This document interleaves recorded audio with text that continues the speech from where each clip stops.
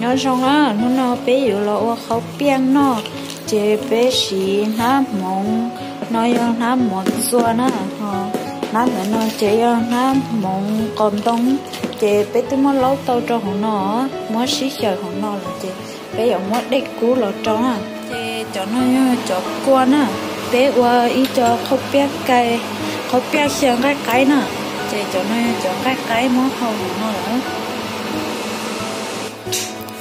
ta xin nói rồi mất đấy cú là trong à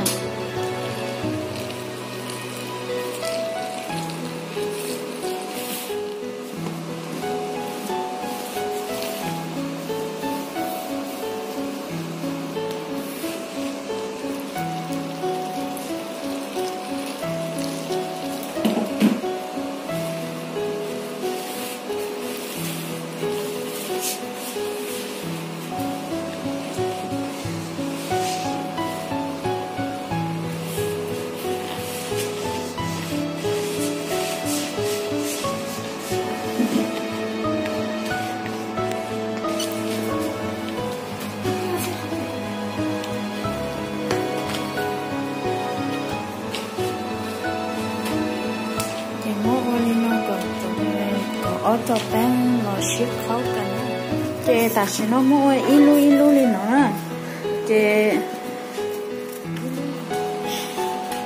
món lúa lên nó tới cho nó là chè mà đi cho lọt xía nên nó chè xía tới cho nó tới cho sen khóc biển tới cho lên nó lại chè muốn xía ta có tới cho lên nó chè mà đi cho tay hậu thế nào nó như thầu đã tỏ lại nữa lại khỏi không mê lên nó nữa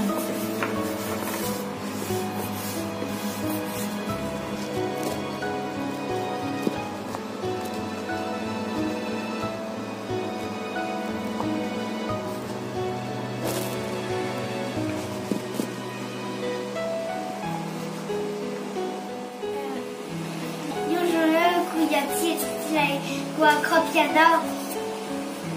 Thì các bạn chơi sao vậy? Sao xong á? Các bạn cần tại lẽ? Em các bạn tắm mình cho nè. Sao mà? Cái tắm hả? Chọn cái thứ xỉa lên nó nữa, chị bé muốn chọn cái nó thâu từ lọt đê chị muốn chọn xin khúc phía khâu xưa rồi xin nữa. Cho sen khúc bạc bé vào tao mua lên nó nè, cho sen đến té nên nó sẽ,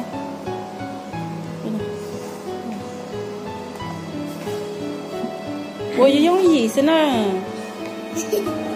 ta xin nó chè không tao chọn cái xỉa nè, nên nó chè to ho cho khúc bạc chè muốn chọn cái đây chè, có sẵn nó chứ, hay chứ.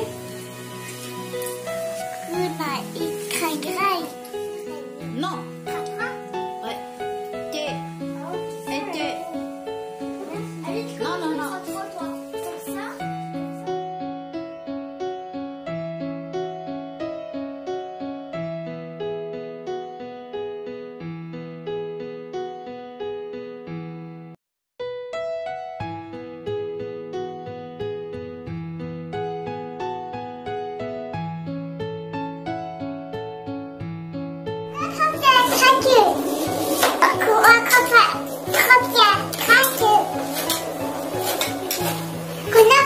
Thank you.